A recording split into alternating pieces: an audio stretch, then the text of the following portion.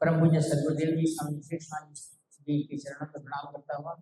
परम पूज्य सदगुरुदेव जी, परम पूज्य माता जी, परम पूज्य गुरुदेव जी, सब सिद्धाश्रम को, सिद्धाश्रम के योगी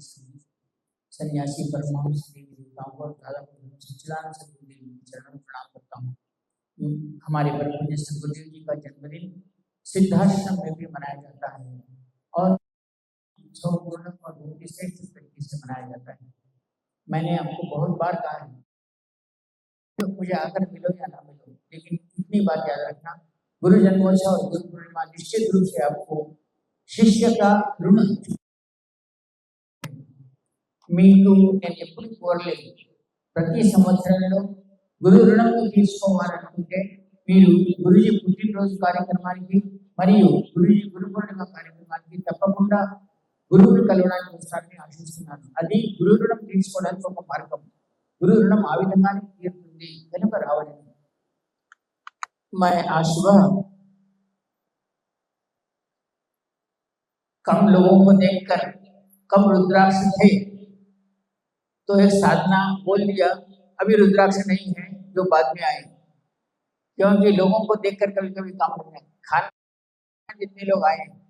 खाना पक गया, खाना खा लिया, खाने वाले जिनको रुद्राक्ष मिला है मैं कुछ नहीं कर सकता, इसलिए मैं सुबह जो आए थे लोगों को भाग्यवान कर रहा था। अब ने दूसरे लोग आए थे तो सौभाग्यवान है, सुबह जो आए थे वो भाग्यवान है, अभी जो आए वो सौभाग्यवान है बहुत। కనుక నేను చెప్పేది ఏంటంటే ప్రొద్దున ఒక సాధన ఇచ్చినాను అందరికీ రుద్రాక్ష మూలకంగా. ఎందుకంటే మనం చాలా చోట్ల వింటూ ఉంటాం, మార్కండేయుడికి ఎప్పటికైతే చావు నిర్ధారమైందో 8 ఏళ్ళు చనిపోతాడన్నాడు, అతను చేసిన క్రియ వల్ల వాళ్ళ గురువు యొక్క కథనానుసారం అతనిపై శివలింగాన్ని పట్టుకొని కిం కరిష్యతి వై యమః, నేను శివలింగాన్ని పట్టుకున్నాను, నాకు యముడు ఏం చేయగలుగుతాడు అని గట్టిగా చెప్పగలిగిన వాడు. కానీ అప్పుడు అతనితో ఏముంది, అలా ఈ రోజు కూడా మనం శివలింగం పట్టుకుంటే మృత్యువుతో పోరాడవచ్చా, యముడు మనం ఏం చేయలేడా అంటే మనం గ్యారంటీగా చెప్పలేము, విశ్వాసం చేయలేము. हम अगर आज मार्कंडेय के भांति जाकर मृत्यु समीप आ गई है तो शिवलिंग को पकड़कर बैठ गए तो क्या हमें मृत्यु नहीं आएगी या आएगी, इसके बारे में विश्वास की बात है। लेकिन उसमें एक क्रिया साधना प्रयोग, ये बात कोई नहीं बोलते, साधना प्रयोग के बारे में कोई नहीं बोलते कि प्रभु सदगुरुदेव ने, उनके गुरु ने उनको एक रुद्राक्ष की माला डाली थी और कहा था कि तू ओम नमः शिवाय का जप करते हुए इस शिवलिंग को तू पकड़कर बैठ, यम तुझे, और वह मृत्यु की घड़ी टल गई तो तू चिरंजीवी हो जाएगा, तू हजारों साल जिएगा। और अपने गुरु के कथन पर उन्होंने शिवलिंग को अपने पास अपने आंखों में ले लिया, अपने उसे आलिंगन किया और रुद्राक्ष माला धारण करते हुए उसने ओम नमः शिवाय का जप किया। और आज मार्कंडेय जी 7 सप्तचर्यों में 8वें चिरंजीव कहलाते हैं और उन्होंने सप्तशती का पारायण किया था। तो सुबह मैंने एक कहानी सुनाई थी, जो स्वामी समर्थ रामदास जो शिवाजी के गुरु थे, तो उनको उनके जीवन में भी एक ऐसी घटना है। तो एक बार वे जाते जाते अपने शिष्य को बोले कि चल हम जा रहे हैं, वो जंगल का समय था, तो उसने कहा, अपने शिष्य को कहा कि जाकर मेरे लिए भिक्षा मांग करा, भूख लगी है। స్వామి సమర్థానంద శివాజీ యొక్క గురువు ఎవరైతే ఉన్నారో ఆయన తన శిష్యుడికి ఏం చెప్పినాడంటే, అడవిలో వెళ్తూ నాకు ఆకలి అవుతుందిరా, నా కోసం భిక్ష వెతుక్కొనిరా। అడవిలో భిక్ష ఎవడు పెడతాడు, जंगल में कौन भिक्षा डालते। जाते जाते उन्हें स्मशान दिखा, उसमें एक अघोरी बैठा हुआ था। तब उन्होंने स्वामी समर्थानंद दास ने कहा था कि जो पहला आदमी दिखेगा उसे भिक्षा मांग ले, वो भिक्षा दे दे तो ले ले, నీకు వెళ్ళేటప్పుడు మొదటి మనిషి ఎవరు కనిపిస్తాడో వాడికి నీ భిక్ష అడుగు అని చెప్పినారు। వాడు మొదటి भिक्षा కనిపించిన వాడు ఒక అఘోరి తాంత్రికుడు కూర్చుని ఉన్నాడు। उस तांत्रिक के पास गया और उसने कहा कि मैं स्वामी समर्थ रामदास का शिष्य हूँ और मेरे गुरु को भूख लगी है, तुम भिक्षा दो। उसका भीख मांगने का तरीका नहीं था, डिमांड कर रहा था भिक्षा दो। अब उसको तो गुस्सा है, पहले अघोरी क्रैक आदमी रहते हैं। अघोरी को लगा कि ये ऐसा मांगता है, कौन है रे तेरा गुरु, ऐसे स्वामी समर्थ रामदास है। वो अपने आप को बहुत महान समझता है, उनको उसके उनके प्रति उनका सम्मान, उनका गौरव सभी को पता था। लेकिन अघोरी चिढ़ गया, अघोरी ने चिढ़ के कहा चल भिक्षा करके जा। तो उन्होंने कहा मैं मेरे गुरु की आज्ञा से आया हूँ और जो पहले आदमी पूछता है उसके पास भिक्षा लेके ही आना है, मैं तुम्हें भिक्षा दो। अब अघोरी बोल रहे तो जिद पे अड़ गया, चल मेरे पास भिक्षा वगैरह कुछ नहीं, और वो कहता है कि भिक्षा तो मैं लेके जाऊंगा। बात आई गई हो गई, आखिर में उसके जब పూరే తపస్యామే అఘోర కృత్యమే అడచన నిర్మాణ हो रही थी ఆయన అఘోరి యొక్క విద్వానంలో ఈయన భిక్ష అడుగుతున్నాడు ఆయన ఇస్తలేడు కోపానికి వచ్చేసి ఆయన అన్నాడు కదా ఒరే ఇంకా ఒక 5 నిమిషాలు ఇక్కడ నిలబడ్డావా నేను నీకు జాగ్రత్త శపిస్తాను జాగ్రత్త అన్నాడు तू और 5 मिनट यहाँ रहा तो तेरे को श्राप देता हूँ बोला तो श्राप दे कुछ भी कर मैं मेरे गुरु की तरफ से आया हूँ मुझे भिक्षा लेकर ही जाना है लेकिन उसने नहीं समझा था कि ऐसा श्राप आएगा उसने कहा तू नहीं जा रहा है तो मैं तुझे श्राप देता हूँ कि कल की सुबह तू नहीं लिखेगा तू रात में मर जाएगा मैं तुझे श्राप देता हूँ अघोरी ने कहा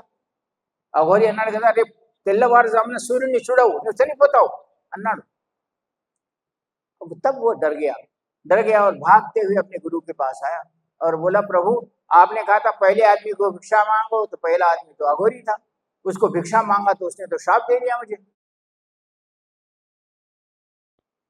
तो स्वामी समर्थ रामदास चुप रहे बोले फिर क्या मतलब अब गुरु जी कुछ तो करो मैं ऐसा उसने श्राप दिया है कुछ बात नहीं करे थोड़ी देर रात हो गई स्वामी समर्थ रामदास सो गए और बोले मेरे पांव दबाते बैठ जा रात भर जब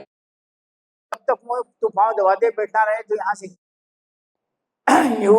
ನಾ ಕಾళ్ళు ఒత్తుతూ ఉండు నువ్వు ఇక్కడి నుంచి వాడు కాళ్ళు పట్టుకున్నాడు रात के 12 बज गए उस साधक की माँ भाग कर आई ఆ సాధకుడు వచ్చింది ఒరే నీకు శపించినాడు రా ఈ పొద్దున సరిపోతావు రా ఇక్కడ ఉందో పోదాం పదా उसकी माँ आकर बोलने लगी अरे किसी ने अघोरी ने तो श्राप दिया है तू मर जाएगा सुबह तक चल अपन घर जाएंगे मेरे गुरु ने कहा है जब तक वो नहीं कहेंगे मैं उनका पाँव नहीं छोड़ना चाहिए उनका पाँव पकड़ और पाँव दबाते रहा वो बहुत देर तक चिल्लाई और वो चली गई बाद में डायरेक्ट मदर महाराज आए और बोले चलना है तेरी मृत्यु शिव जी की आज्ञा है कि तेरी मृत्यु हो जाएगी ले जाएंगे आ तल्ली चल నేను తీసుకొని పోతాను నువ్వు నేను మాత్రం నా గురువు కాళ్ళు मैं मेरे गुरु के पाँव नहीं छोड़ता एक तरफ डर सता रहा था उसको सारा यमधर्मराज आ गया ये माता मैं तो सुबह तक तो मर ही जाऊंगा और गुरु सोए हुए मस्त ये पाँव दबा रहा है डर के मारे कांप रहा है थर के अभी दबाते सुबह एकदम स्वामी समर्थ रामदास उठे अरे सुबह हो गई क्या उन्हें देखना है